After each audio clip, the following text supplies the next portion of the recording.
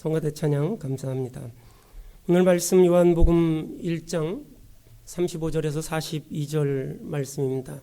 예수님의 제자들, 그 중에 처음 제자가 된 사람들에 대한 그러한 이야기입니다. 예수님은 사역, 예수님이 맡은 사역이 먼저냐 사람이 먼저냐 생각해 볼 때 예수님의 관점은 언제나 이 사람이 먼저였습니다. 그리고 예수님의 생애, 이 공적인 생애 3년 동안의 대부분을 사람을 키우는 일에 집중하셨습니다. 우리 교회가 할 일은 한 사람 한 사람 한 영혼을 예수님의 제자로 키우는 그러한 일입니다. 오늘 말씀을 통해서 우리가 일보다는 사람이 중요하다는 것을 우리가 배울 수 있길 바랍니다. 교회의 본질은 예수님의 말씀대로 한 영혼을 소중하게 양육하고 키워서 예수님의 제자로 만드는 것입니다. 예수님께서 어떻게 제자를 선택하셨습니까? 오늘 본문에 보면 두 사람을 보게 되는데 한 사람은 준비된 사람이고 한 사람은 준비되지 않은 그러한 사람입니다.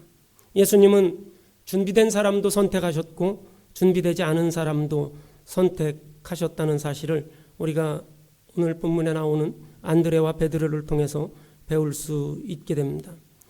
오늘 본문 35절에서 38절까지의 말씀을 보면 또 이튿날 요한이 자기 제자 중 두 사람과 함께 섰다가 예수의 다니심을 보고 말하되 보라 하나님의 어린 양이로다.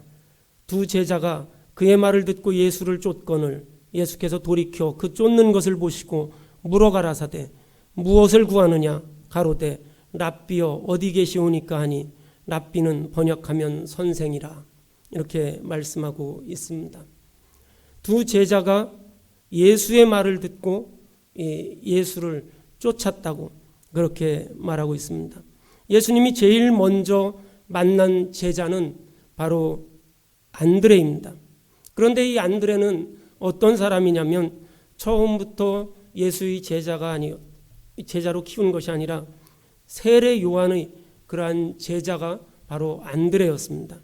안드레는 스승 세례 요한과 같이 험한 음식을 먹고 험한 장소에서 험한 삶을 살았습니다. 세례 요한의 메시지를 듣고 또 세례 요한이 세례를 베풀 때 그 옆에서 그 일을 도와주었습니다. 예수님께서는 이 안드레, 훈련된 이 안드레를 제일 먼저 선택하셨습니다. 하나님은 훈련된 사람, 준비된 사람, 이것이 하나님의 일을 하는데 굉장히 중요하다는 것을 하나님은 아셨습니다.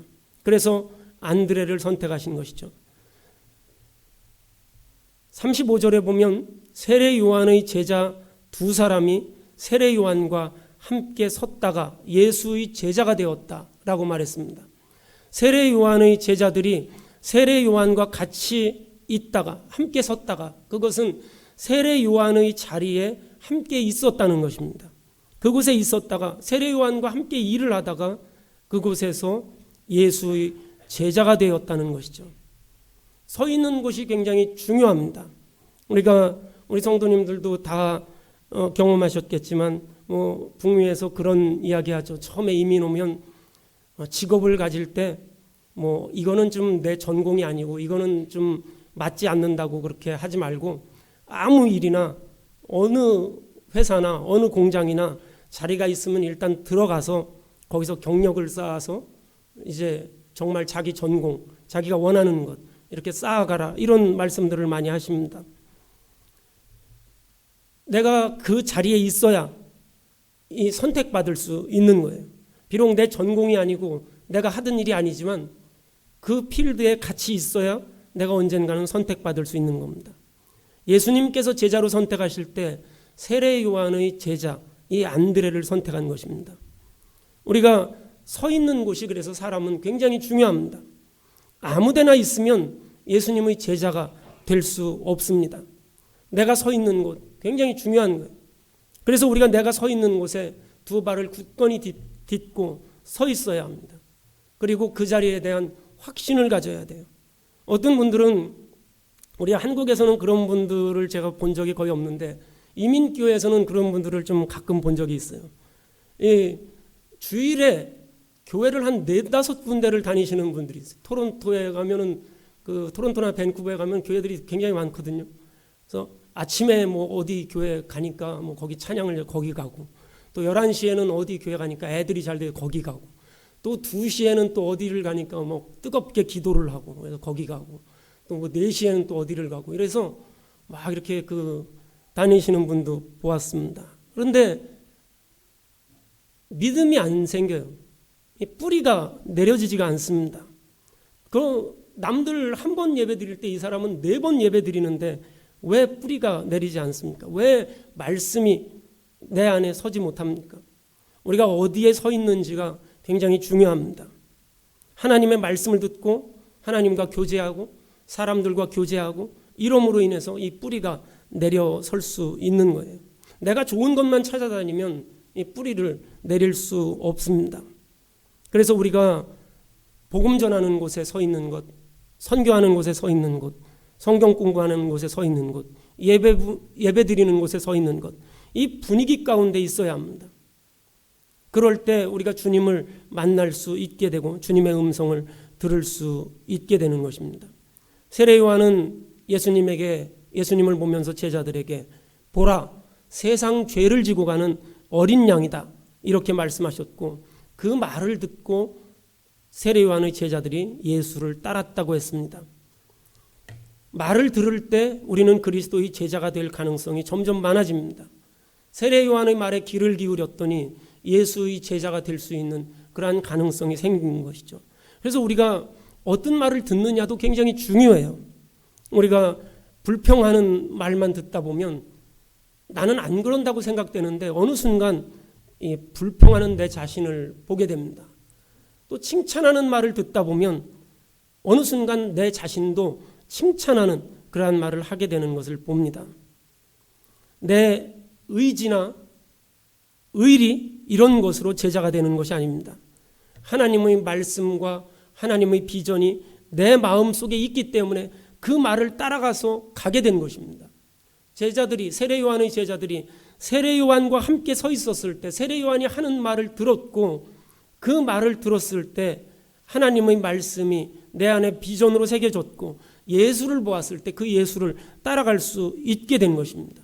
우리가 젊었을 때 우리 젊은 청년들이 그런 이야기 하죠.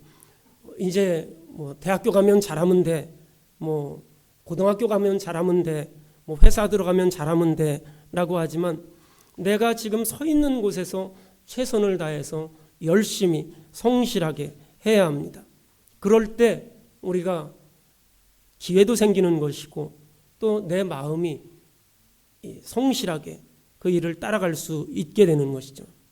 세례 요한이 전한 것 예수 그리스도였어요. 나는 장차 오실 분을 내가 섬기기 위해서 그분의 길을 예비하기 위해서 내가 여기에 왔다라고 이야기한 거예요. 나는 지금 병도 고치고 사람들한테 기적도 행하지만 내가 하는 이 모든 일은 내가 대단하고 잘난 것이 아니라 앞으로 오실 메시아를 위해서 내가 이 모든 것을 하는 것이다. 메시아를 늘 이야기했습니다. 그랬기 때문에 예수님이 오셨을 때 보라, 저 사람이 세상 죄를 지고 가는 어린 양이다 라고 이야기했을 때 제자들도 드디어 우리 스승님이 이야기하셨던 그분이 오셨구나 라고 말씀하게 따르게 된 것이죠. 세례 요한의 제자라고 한다면 세례 요한이 아니라 예수님에게 관심을 갖는 겁니다. 그것은 너무나 당연한 거예요. 왜냐하면 자기 스승이 늘 하는 이야기가 예수였기 때문에 그런 것입니다. 제자들이 스승을 닮아가게 되는 것이죠. 그리고 두 제자가 세례 요한의 말을 듣고 예수를 쫓았습니다. 이 세례 요한의 위대성이 여기에 있어요. 자기가 정말 많은 능력을 베풀고 많은 기적을 베풀고 이랬지만 그러나 이 세례 요한은 자기 자신을 낮추는 것이 아니라 자기의 자리, 자기가 해야 할 일, 이것을 너무나 잘 알고 있었습니다.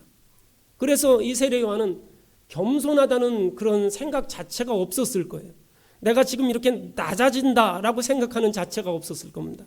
왜냐하면 그것이 하나님이 자기에게 준 사명이기 때문에 그걸 생각하지 않은 거죠. 세례 요한의 제자들이 세례 요한의 말을 듣고 예수를 만났을 때 예수를 따랐습니다. 이 세례 요한이 자기의 제자를, 물론 늘 말로 내가 예수를 기다린다, 메시아를 기다린다, 정말 그 위대한 메시아가 오셔야 된다, 이 이야기를 했지만 자기의 그 사랑하는 제자가 다른 사람을 따라간다는 것은 쉬운 일이 아닙니다. 특히 우리가 재산은 줄 수 있지만 사람을 주는 것은 굉장히 어렵습니다. 좋은 사람은 자신이 어떻게 해서라도 데리고 있고 싶은 겁니다. 정말 아끼고 좋은 사람은 다 자기 곁에 두고 싶은 겁니다. 제가 밴쿠버에서 목회할 때 저희 동네 그 철야 예배를 끝나고 저희 집으로 이렇게 가는데 그 저희 집 앞에서 그 이웃교회 목사님을 만났어요. 그때 한 12시 됐는데 어쩐 일이시냐고 그랬더니 어디 남의 집에서 이렇게 나오시더라고요. 그래서 어떤 일이시냐고 그랬더니 그 교회 집사님이 여기 사시는데 그 집 들렸다 나오신다고. 이 밤에 웬일이냐고 그랬더니 그 집사님이 비즈니스 때문에 뉴욕으로 이사 가신다는 거예요. 그래서 저희 집에 오셔서 한참 이야기, 그 목사님이 저희 집에 오셔서 이제 한참 이야기하셨는데 그 교인이 뉴욕으로 이사 간다는 거예요. 비즈니스 때문에. 그래서 제가 그러냐고 그랬더니 그래서 그 뉴욕으로 이사 가지 말라고 그냥 밴쿠버 살으라고 그렇게 그 설득을 지금까지 하다가 나왔다는 겁니다. 그래서 제가 그래도 뭐 직장이 있고 자기 사업 때문에 뉴욕으로 간다는 거를 어떻게 말릴 수 있습니까? 그랬더니 정말 그 집사님은 안 갔으면 좋겠다는, 뭐 사업도 있고 뭐 다 아는데 자기가 그걸 모르는 게 아닌데 정말 그 집사님은 이 교회에 계셨으면 좋겠어서 자기가 이렇게 왔다는 거예요.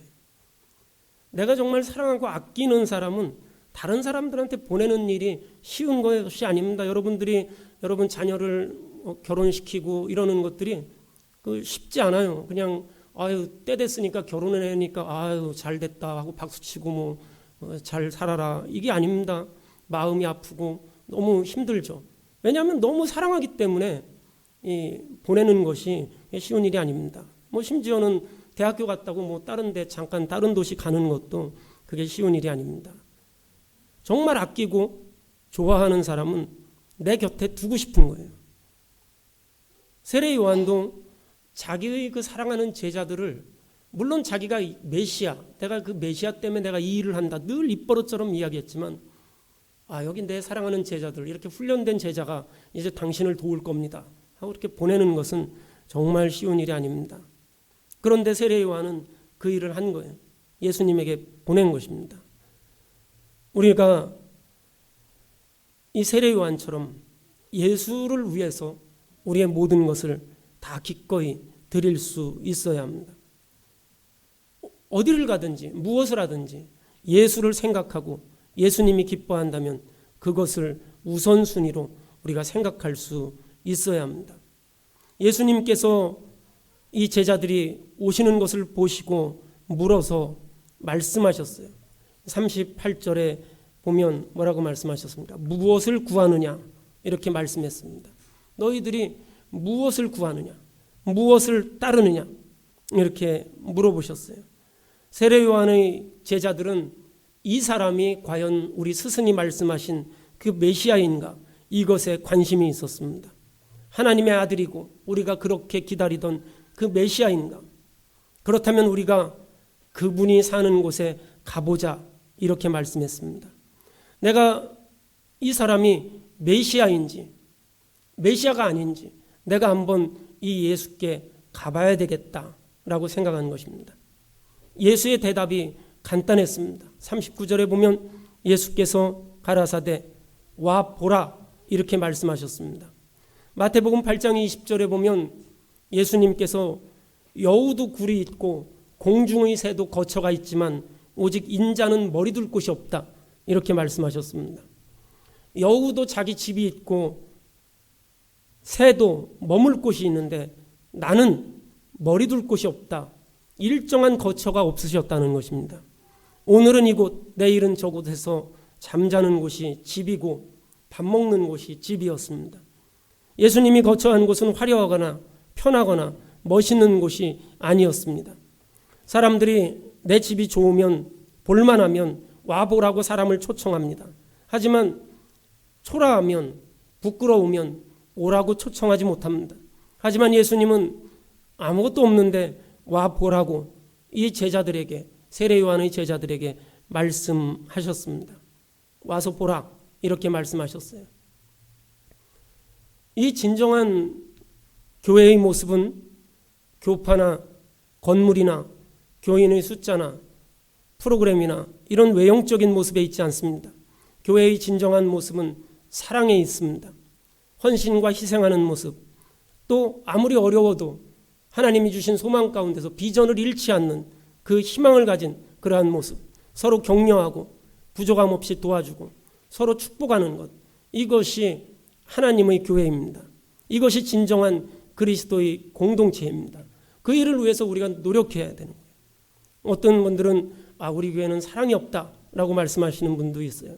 예수를 처음부터 약간 좀 다른 각도로 잘못 믿은 겁니다.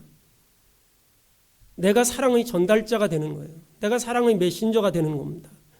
사랑이 없는 곳에 내가 사랑을 전해주는, 사랑을 하는 그러한 사람이 되어야 되는 거예요. 우리 가정에 사랑이 없으면, 우리 교회에 사랑이 없으면 그것은 내가 사랑이 없기 때문에 그런 겁니다. 안드레는 훈련된 사람이었어요. 사랑이 넘치는 사람이었습니다. 준비된 사람이었어요. 또 메시아가 정말 이 예수가 메시아인가 알고 싶었던 사람입니다. 그래서 이 예수를 따랐어요. 예수가 와서 보라고 했어요. 안드레한테 와서 보라고 했습니다. 뭘 보라고 했어요? 이런 위대한 건물을 보라고 한 게 아닙니다. 많은 사람들을 보라고 한 게 아니에요. 그런 것을 병 고치는 것을 보라는 것이 아닙니다. 예수가 전하는 그 하나님을 보라는 거예요. 예수가 전하는 하나님의 사랑을 보라는 것입니다. 이 안드레가 최초의 예수님의 제자가 됩니다. 그리고 두 번째 제자는 베드로입니다. 40절에서 42절 말씀을 보면 요한의 말을 듣고 예수를 쫓은 두 사람 중에 하나는 시몬 베드로의 형제 안드레라. 그가 먼저 자기의 형제 시몬을 찾아 말하되 우리가 메시아를 만났다 하고, 메시아는 번역하면 그리스도라. 데리고 예수께로 오니 예수께서 보시고 가라사대 내가 요한의 아들 시몬이니 장차 게바라 하시리라. 게바는 번역하면 베드로라. 이렇게 말씀합니다. 안드레는 메시아를 만난 후에 예수님에게 초청을 받고 와서 보라고 그 말을 듣고 예수를 가서 만나고 예수의 자리에 섰을 때 확신과 기쁨이 있었어요. 메시아를 만났다는 그러한 기쁨이 있었습니다. 그래서 안드레는 자기 형제인 베드로를 찾아가게 된 것이죠. 안드레가 예수님을 만난 감격과 축복을 먼저 자기 형제와 나누었다는 것입니다. 가족 전도의 중요성을 생각했다는 것이에요. 그리고 이 안드레가 베드로를 데려옵니다. 이 안드레와 베드로의 그 초상인데 누가 형인지 누가 아우인지는 알 수가 없습니다. 안드레가 통상적으로 안드레가 동생이고 베드로가 형이라 이렇게 교회 전승은 이야기하고 있습니다. 이 안드레는 자기가 확신을 가졌을 때, 기쁨을 가졌을 때 자기 형을 데리고 왔어요. 이것이 안드레의 훌륭한 점입니다. 안드레가 베드로를 데리고 오니까 베드로가 예수님의 가장 사랑받는 그러한 제자, 이 교회의 기초가 되었어요. 자기보다 더 큰 사람이 되었습니다. 앞으로 더 큰 일을 할 사람을 데려왔다는 거예요. 우리가 잘 아는 이 오병이어의 기적이 있습니다. 물고기 2마리, 보리떡 5개로 5,000명이 먹인 그러한 이야기가 있습니다. 그때 물고기와 보리떡을 가져온 그 사람을 예수님 앞으로 데리고 온 제자도 안드레입니다. 안드레는 자기는 뛰어난 사람이 아니었지만 자기보다 큰 사람을 데려오는데 조금도 주저함이 없었어요. 자기는 기적을 베풀지 않았지만 기적을 베풀 수 있는 그 환경을 만들어주는데 조금도 주저함이 없었습니다. 안드레의 가장 큰 장점이 무엇이냐면 질투를 느끼지 않았다는 것입니다. 미움을 갖지 않았다는 거예요.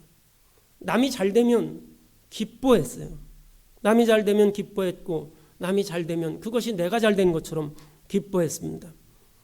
아무리 형제라도 자기보다 더 많이 가지고 있으면 마음속에 경쟁심이 생기기 마련입니다.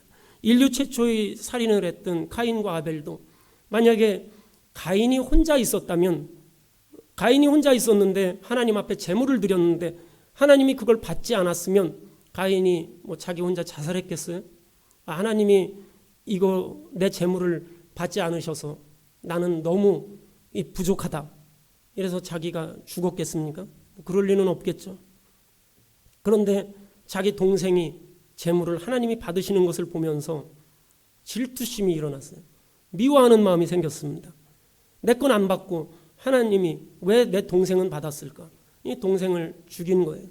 안드레는 이 베드로를 데리고 왔는데 이 베드로가 예수의 가장 사랑받는 제자가 되었을 때 전혀 그것에 대해서 질투심을 느끼지 않았어요. 제가 예수님의 제일 사랑하는 그런 1등의 자리에 있었는데 어떤 사람을 데리고 왔더니 나는 점점 밀려나고 그 사람이 1등의 자리를 차지한다면 얼마나 속이 상하겠습니까? 그런데 안드레는 그런 게 없었어요. 예수님께서 이 물고기 보리떡을 가져온 이 어린아이를 축복했을 때 안드레는 온데간데가 없어요. 안드레가 그 사람을 데리고 오고 이렇게 다 이걸 했는데 안드레는 온데간데가 없고 이 잔치가 벌어지고 어린아이는 축복을 받고 이런 일이 생겼습니다. 그렇지만 안드레는 조금도 그 일에 대해서 개의치 않았어요. 그것이 바로 세례 요한과 함께 세례 요한이 예수를 예비하기 위해서 준비했던 그러한 세례 요한의 성품, 그러한 마음, 이것을 훈련으로 받았기 때문에 그런 것입니다. 예수님이 안드레가 베드로를 데리고 올 때 그를 보았습니다. 베드로는 원래 시몬이라는 그러한 흔한 이름을 가진 보통 남자입니다. 시몬이라는 이름처럼 너무나 흔한 이름이에요. 너무나 흔한 이름이에요. 그냥 우리로 치면 옛날에 치면 개똥이, 마당새 이런 거죠. 너무나 흔한 이름입니다. 너무나 흔하듯이 그냥 사람 자체가 그렇듯이 우유부단하고 불완전한 그러한 사람입니다. 시몬이라는 이름 자체도 그런 뜻이 있어요. 우유부단한 사람, 불완전한 사람. 우리가 순둥이 이렇게 부르잖아요. 저 사람 순둥이.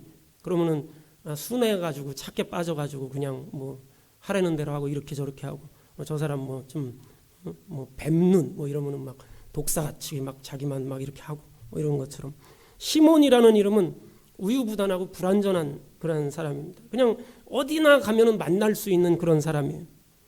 이 사람을 예수님은 자기 제자로 삼았습니다. 그리고 시몬이 오는 것을 보면서 딱 예수님이 말씀하셨어요. 너는 베드로다.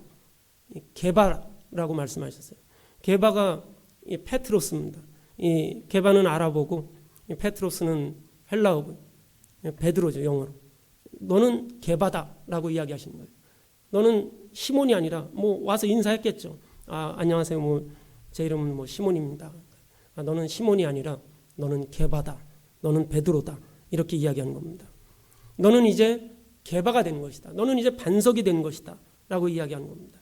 그 사람의 미래를 예수님은 보신 거예요. 예수를 만나고 그 사람이 어떻게 변화되어 갈지. 우리는 사람을 볼 때 그 사람의 현재를 봅니다. 그리고 그 사람의 현재를 평가하고 결정을 하는 것이죠. 그 안에 있는 그 잠재력, 그 미래, 변할 것, 이것을 정말 상상하지 않습니다. 우리가 흔히 어린아이들 이렇게 오랜만에 만나면 막 깜짝 놀라죠. 이렇게 컸냐고, 어떻게 이렇게 컸냐고 막 깜짝 놀라죠. 상상으로 우리는 못하는 그냥 애기 이렇게 봤기 때문에 그냥 애기 상상을 못하는 거예요. 이게 사람입니다. 그 사람이 어떻게 변할 것을 상상하지 못하는 거예요. 하지만 예수님은 그 사람이 어떻게 변해갈지를 상상하시고 알았다는 것입니다. 그래서 이 시몬을 보면서 너는 게바다 이렇게 말씀하신 것입니다. 예수의 보는 눈은 달랐어요. 하나님의 나라를 위해서 큰 일을 할 사람이다. 이 말씀을 하신 것입니다. 이 사람은 반석 같은 사람이다. 그 사람의 변화될 모습을 보시고 그를 축복하고 그를 제자로 만들어 주신 거예요. 이 베드로는 안드레처럼 준비된 사람이 아닙니다. 그런 훈련을 쌓은 사람이 아니에요. 이 베드로는 또 성격도 급하고 자기 공로가 있으면 어떻게 해서라든지 드러내고 싶은 사람이에요. 안드레는 자기가 이 도시락을 가져온 그 어린아이를 데리고 와서 예수님에게 소개시켜주고, 그래서 큰 기적이 일어났어도 어디 가서 저 기적의 시작은 내가 한 거야, 내가 데리고 온 거야, 뭐 이런 이야기 전혀 하지 않는 성격이었습니다. 하지만 시몬 베드로는 만약에 그 일을 했다면 사방팔방 다니면서 이 일은 내가 한 거야, 내가 쟤를 찾아가지고 예수님한테 내가 그때 갔는데 막 사람들이 못 오게 하는데 내가 그 사이를 뚫고 가서 이렇게 소개시켜줘서 내가 했기 때문에 이 5,000명을 먹는 기적이 일어나. 내가 예수님한테 우리 장모님이 아픈데 가자고 그래서 예수님이 가서 기도해줘서 장모님이 나았다, 죽었는데 살아났다, 이러면서 자기를 이렇게 드러내는 사람이에요. 베드로 성격이 그런 사람입니다. 훈련되어 있는 사람이 아니에요.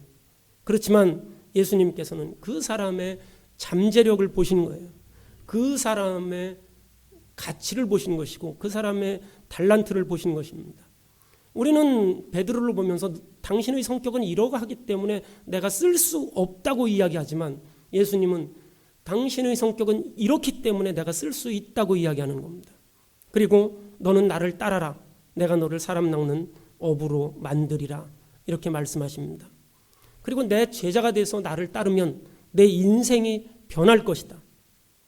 내 인생이 이제부터는 바뀔 것이다. 전에는 시몬이었는데 이제는 내가 게바가 될 것이다, 베드로가 될 것이다, 예수님이 말씀하신 것입니다. 그 베드로가 여러분이 되시길 바랍니다. 여러분의 인생도 예수를 만났을 때 이렇게 바뀌어 주실 줄로 믿습니다. 세상을 변화시키고 우리가 하나님의 제자로서 하나님 앞에 귀하게 쓰임받는 사람이 되는 것입니다. 아브라함도 한 가정의 아버지였어요. 그 이상도 그 이하도 아니었습니다. 그런데 아브라함이 하나님을 만났을 때 그 이름이 아브라함으로 바뀌었습니다. 그는 한 가정의 아버지에서 민족의 아버지가 된 것입니다. 사레도 하나님을 만나고 사라가 되었습니다. 자손을 낳았어요.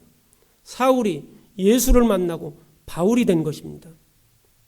사울이었을 때 그 잠재력을, 그 안에 있는 하나님의 계획을 예수님이 보시고 이끌어내신 것입니다. 우리 안에 있는 하나님이 심어주신 아름다운 마음들이 있습니다. 하나님의 뜻이 있습니다. 비록 내 안에 못된 성품이 있고 또 못된 것들이 있고 또 사탄을 따라가려는 그런 마음들이 있지만, 하나님께서 주신 선한 마음, 아름다운 마음, 열매 맺는 마음들이 있습니다. 이것을 우리가 내 이웃에게서, 내 자신에게서 바라볼 수 있어야 합니다. 현재가 아니라 하나님의 말씀 안에 거하면서 양육받고 훈련되고 거듭났을 때, 변화됐을 때 내가 가져야 되는, 내 자녀가 가져야 되는 이 세상을 우리가 바라볼 수 있는 눈이 있어야 합니다. 예수님과 같이 이런 비전을 우리가 갖게 되길 바랍니다. 예수님께서 베드로를 보셨을 때 시몬으로 보지 않고 베드로로 보았습니다. 우리가 이 눈이 우리에게 있길 바랍니다. 절망은 내가 만드는 거예요. 미래를 향한 창문을 스스로 닫아버리고 내가 스스로 절망하는 것입니다. 미래의 문을 활짝 열어야 합니다. 우리는 사랑받기 위해서 태어났고 변화시키기 위해서 태어났고 또 주님의 몸된 교회를 위해서 세우기 위해서 태어났습니다. 하나님께서는 우리 각 사람에게 엄청난 은혜를 주셨고 꿈을 주셨습니다. 내 자신을 포기하지 마시기 바랍니다. 엄청난 잠재력이 우리 안에 있습니다. 나이를 걱정하지 마시고 건강에 대해서 걱정하지 마시고 물질에 대해서 걱정하지 마십시오. 성경 어디를 보아도 나이 때문에, 물질 때문에, 건강 때문에 하나님의 일을 하지 못했다는 구절은 없습니다. 하나님을 사랑하는 마음이 있으면 내 미래가 열리는 것이고, 하나님을 사랑하는 마음이 있으면 하나님의 일을 할 수 있는 것입니다. 이것이 사람에게 가장 큰 축복이에요. 하나님의 일을 하는 것, 하나님이 원하시는 것을 하는 것, 이것이 우리 사람에게 주는 가장 큰 축복입니다. 이 축복이 저와 여러분에게 있기를 주님의 이름으로 축원합니다. 우리 같이 기도하시겠습니다. 아버지 하나님,